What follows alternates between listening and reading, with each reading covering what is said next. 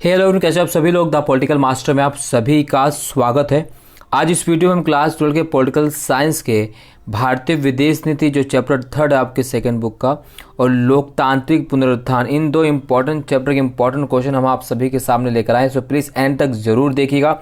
ये दो chapter board exam के लिए बेहद ही महत्वपूर्ण है और इन दोनों चैप्टर जितने भी इंपॉर्टेंट क्वेश्चन बन सकते थे दोस्तों, हमने वो सभी क्वेश्चन इस वीडियो में शामिल किया है। तो एंड तक जरूर देखिएगा। वीडियो पसंद आए तो लाइक जरूर कीजिएगा। चैनल पर नए हैं तो चैनल को सब्सक्राइब करना बिल्कुल भी मत भूलिएगा। तो चलिए क्वेश्चन की शुरुआत करते हैं। तो सबसे पहला क्वेश्चन है कि अंतर्राष्ट्रीय घटनाओं के ऐसे कोई दो उदाहरण दीजिए जहां भारत ने अपना स्वतंत्र रूप अपनाया हो। तो भारत ने ऐसी दो घटना आपको बतानी है, अंतर्राष्ट्रीय घटना जहां पर भारत ने अपना स्वतंत्र रुख अपनाया हो। तो अगर हम सबसे पहले बात करें जहां भारत ने अपना स्वतंत्र रुख अपनाया, वो है आपका गुट निरपेक्ष आंदोलन का गठन। जी हाँ, ठीक है, नाम के गठन में भारत ने अपना स्वतंत्र रुख अपनाया। और दूसरा अगर हम बात करें तो परमाणु अप्रसार संधि और व्यापक परमाणु परीक्षण प्रतिबंध संधि पर हस्ताक्षर करने से मना करना। तो ये दो चीज़ें जो है भारत ने अंतर्राष्ट्रीय घटनाओं में जो है अपना स्वतंत्र रुख अपनाया। क्लियर। चलिए नेक्स्ट क्वेश्चन है प्रश्न नंबर 2। किसी राष्ट्र की विदेश नीति किस कारण से प्रभावित होती है? सही उत्तर चुनिए। तो किसी राष्ट्र की जो विदेश नीति जिस कारण से प्रभावित होती है वो है आंतरिक और अंतर्राष्ट्रीय कारक। सी इसका सही उत्तर है। नेक्स्ट क्वेश्चन है नीचे दिए गए कथन को सही करके अपने उत्तर पुस्तिका में पुनः लिखिए। तो नेहरू के बाद अटल बिहारी वाजपेयी 1988 में दो देशों के बीच संबंधों को सुधारने के लिए चीन जाने वाले प्रथम प्रधानमंत्री बने। तो नेहरू के बाद अटल बिहारी वाजपेयी नहीं, तो नेहरू के बाद कौन गए थे? तो नेहरू जी के बाद गए थे कौन? राजीव गांधी। जी हाँ, कौन गए थे? राजीव गांधी। तो यहाँ पर आपको क्या लिखना है? राजीव गांधी। बहुत ही इंपॉर्टेंट क्वेश्चन दोस्तों यहाँ से, और इसी पैटर्न पर जो है आपके पेपर में क्वेश्चन बोर्ड एग्जाम 2023 में पूछे जाएंगे। क्लियर। चलिए नेक्स्ट है भारत चीन युद्ध 1962 से संबंधित निम्नलिखित में से कौन सा कथन सही है? ए, चीन नियंत्रण रेखा को पार नहीं कर सका। बी, संघर्ष के दौरान सोवियत संघ तटस्थ बना रहा। सी, सोवियत संघ ने भारत के विरुद्ध चीन की सहायता की। डी, चीन अपनी सेनाओं को पहली वाली स्थिति में वापस नहीं बुलाया। तो इसका जो सही कथन है दोस्तों, तो सही कथन है संघर्ष के दौरान सोवियत संघ जो है तटस्थ बना रहा, यानी सही उत्तर इसका दोस्तों बी सही उत्तर है। क्लियर। चलिए नेक्स्ट, भारत ने मार्च 1947 में डैश का आयोजन कर डाला। तो भारत ने मार्च 1947 में किसका आयोजन कर डाला? तो भारत ने मार्च 1947 में जिस चीज़ का आयोजन किया उसका नाम क्या है? वह दोस्तों एशियाई संबंध सम्मेलन। क्या था? एशियाई, ठीक है, एशियाई संबंध सम्मेलन का आयोजन भारत ने मार्च 1947 में ही कर डाला था। इसी प्रकार से अगर हम बात करें तो इंडोनेशिया के बांडुंग शहर में, ठीक है, इंडोनेशिया की जो बांडुंग शहर था वहाँ पर एक सम्मेलन हुआ था 1955 में। इंडोनेशिया के बांडुंग शहर में अगर हम बात करें तो 1955 में इंडोनेशिया के बांडुंग शहर में एक सम्मेलन हुआ था। उस सम्मेलन का नाम क्या था? एफ्रो एशियाई सम्मेलन। क्या था? एफ्रो एशियाई सम्मेलन। ये भी आपको ये पता होना चाहिए। नेक्स्ट क्वेश्चन है पूर्ण रूप लिखिए। तो पूर्ण रूप अगर हम बात करें तो पीआरसी का अगर देख सकते हैं यहाँ पर माफ़ कीजिए पीआरसी, तो पीआरसी का फुल फॉर्म क्या है? People's Republic of China. क्या है? People's Republic of China. जी हाँ, People's Republic of China, PRC. INA, INA मतलब क्या होता है? Indian National Army. क्या होता है? Indian National Army. इसी प्रकार से नाम की अगर हम बात करें तो नॉन अलाइन मूवमेंट। क्या है? नॉन अलाइन मूवमेंट नाम का है। इसी प्रकार से एक और जो है फुल फॉर्म अगर पूछा जा इस तरह से पीटीबीटी, है ना, पीटीबीटी पूछा जा सकता है। तो पीटीबीटी क्या है? तो पार्शियल टेस्ट बैन ट्रीटी। क्या है दोस्तों? PTBT partial, P for partial, T for test, B for ban, T for treaty, partial ban treaty. इस तरह भी क्वेश्चन पूछा जा सकता है।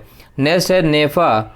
नेफा या उत्तरी पूर्वी किस सीमांत राज्य को कहा जाता है? तो नेफा या उत्तरी पूर्वी किस सीमांत राज्य को कहा जाता है? तो नेफा या उत्तरी पूर्वी जो सीमांत राज्य वो है आपका अरुणाचल प्रदेश। यहाँ को क्या है? अरुणाचल प्रदेश। यहाँ अरुणाचल प्रदेश को नेफा या पूर्वी सीमांत राज्य कहा जाता है। नेक्स्ट, भारत ने अपना पहला परमाणु परीक्षण कब किया? तो भारत ने पहला अपना परमाणु परीक्षण किया था मई 1974 में, और इस ऑपरेशन का नाम क्या था? स्माइलिंग बुद्धा। क्या था? स्माइलिंग बुद्धा। ठीक है। पंचशील का क्या अर्थ है? जी हाँ, पंचशील का क्या अर्थ है ये क्वेश्चन पूछा जा सकता है। अगर हम पंचशील की बात करें तो पंचशील का अर्थ जो है वो 5 सिद्धांत से, ये सिद्धांत जो है ना हमारी विदेश नीति के मूल आधार हैं। क्या है? हमारी विदेश नीति के मूल आधार हैं। और इन 5 सिद्धांतों के लिए पंचशील शब्द का प्रयोग अगर हम बात करें सबसे पहले कब किया गया था, तो सबसे पहले किया गया था 24 अप्रैल। जी हाँ, 24 अप्रैल को किया गया था। 24 अप्रैल 1954, 1954 को 24 अप्रैल को ये 5 सिद्धांतों के लिए पंचशील का जो है शब्द का प्रयोग किया गया था। ठीक है, ये भी आपको पता होना चाहिए। नेक्स्ट, शिमला समझौते पर कब और किन के बीच हस्ताक्षर किए गए? यहाँ शिमला समझौते पर कब और किन के बीच हस्ताक्षर किए गए?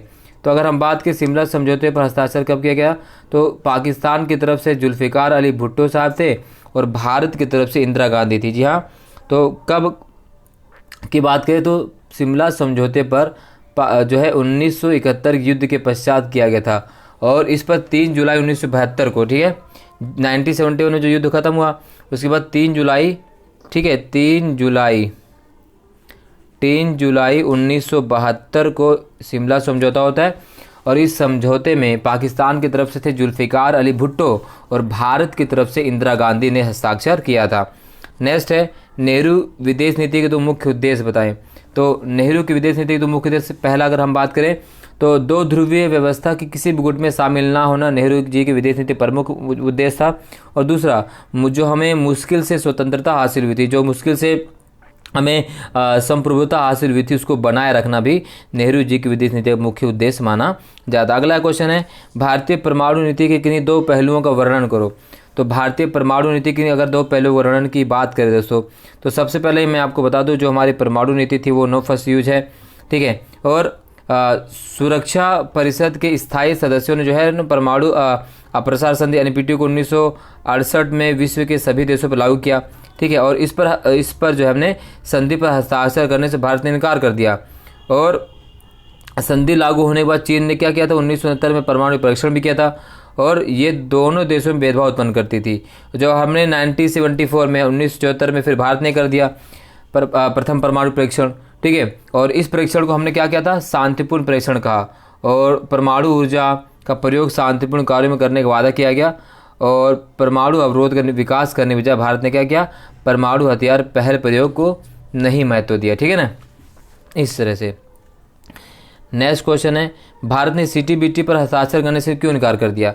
तो भारत ने सीटीबीटी पर हस्ताक्षर करने से इनकार इसलिए कर दिया क्योंकि भारत का मानना था भाई जो सीटीबीटी पे जो हस्ताक्षर हो रहा है ये क्या है, ये बिल्कुल गलत है, ठीक है। ये जो परमाणु शक्ति संपन्न देश हैं वो तो संपन्न रहेंगे, बाकी और कोई परमाणु शक्ति संपन्न नहीं हो रहा, तो भेदभाव की वजह से भारत ने इस संधि पर हस्ताक्षर करने से मना कर दिया। उसके बाद पाकिस्तान के साथ भारत के बदलते संबंधों की व्याख्या कीजिए, तो बहुत ही इंपॉर्टेंट यहाँ से क्वेश्चन जो पूछा जाता है 6 नंबर के क्वेश्चन है, इंपॉर्टेंट है।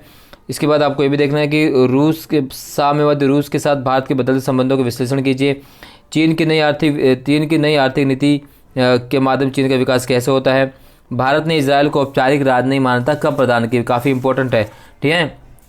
तो आपको बताना है कि भारत ने इजराइल को औपचारिक राजनयिक मान्यता कब प्रदान की। तो अगर हम बात करें तो भारत ने, माफ़ कीजिएगा, भारत ने 17 सितंबर, जी हाँ 17 सितंबर 1950 को जो है इजराइल को औपचारिक राजनयिक मान्यता प्रदान की।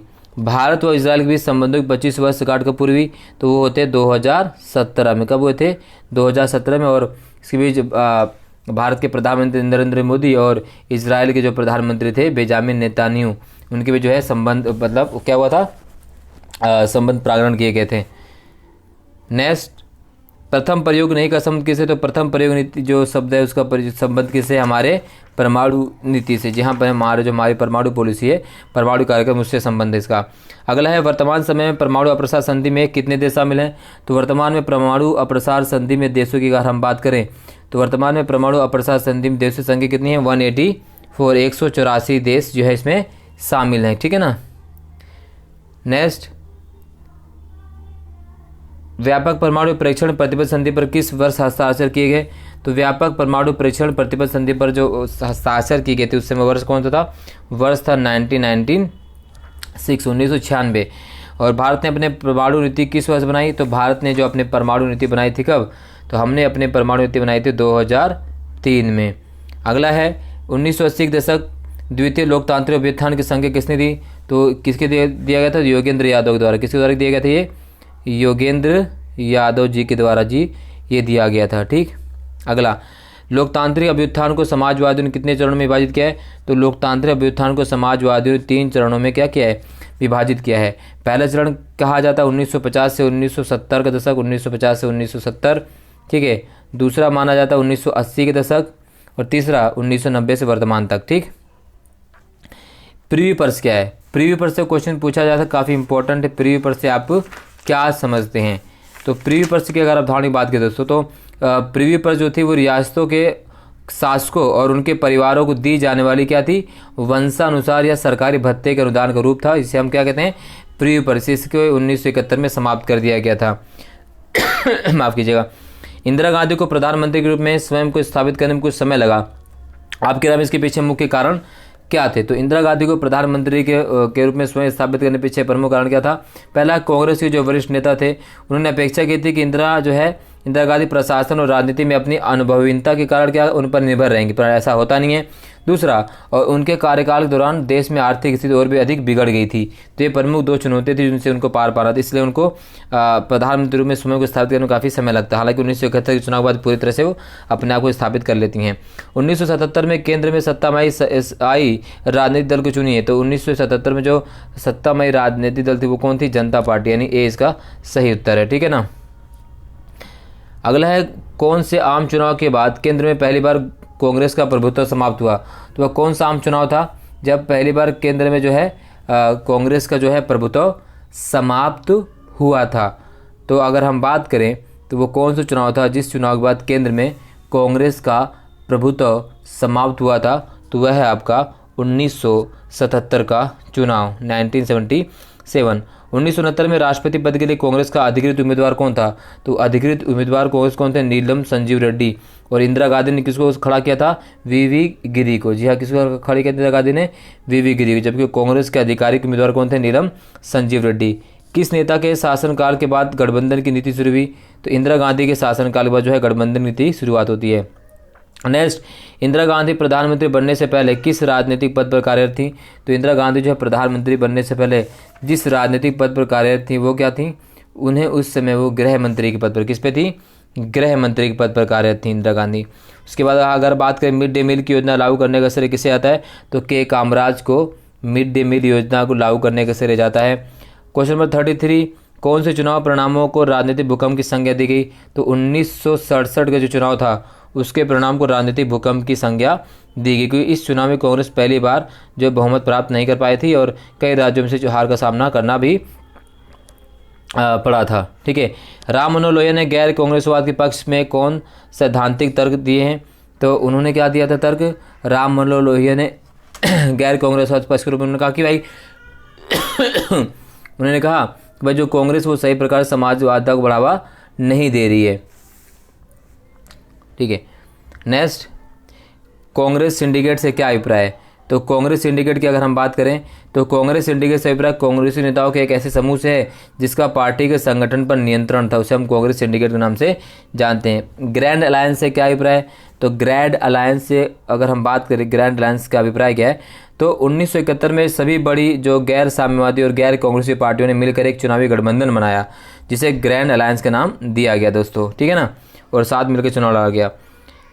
नेक्स्ट है, भारत में 1971 में कांग्रेस पार्टी के पुनरुत्थान के उत्तरदायी कारक कौन से थे? बहुत ही इंपॉर्टेंट 6 नंबर का इसको करना है। किस प्रकार सिंडिकेट इंदिरा गांधी बीच परस्पर गुटबाजी के परिणाम स्वरूप 1969 में कांग्रेस का विभाजन हुआ? किसे समाजवाद का प्रमुख प्रतिपादक के रूप में जाना जाता है? तो वह है राम मनोहर लोहिया। एकात्म मानववाद का संबंध किसे है? तो वह दीनदयाल उपाध्याय से। जयप्रकाश नारायण द्वारा की गई संपूर्ण क्रांति कितने क्रांतिक संयोजन? तो 7 क्रांति इसमें शामिल हैं। जयप्रकाश नारायण ने प्रजा सोशलिस्ट पार्टी किस वर्ष बनाई? तो 1952 में। और मानव के समग्र विकास पर पंडित दीनदयाल उपाध्याय विचारों की चर्चा जो मोस्ट इंपोर्टेंट है भी दोस्तों।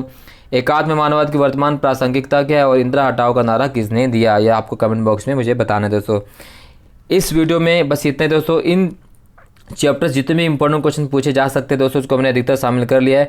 अगर आपने वीडियो कंप्लीट देख ली तो आपको इस चैप्टर से कोई भी क्वेश्चन आपके एग्जाम में छूटेगा नहीं। बस आज के लिए इतना ही, मिलते हैं नेक्स्ट वीडियो में, तब तक जय हिंद, धन्यवाद।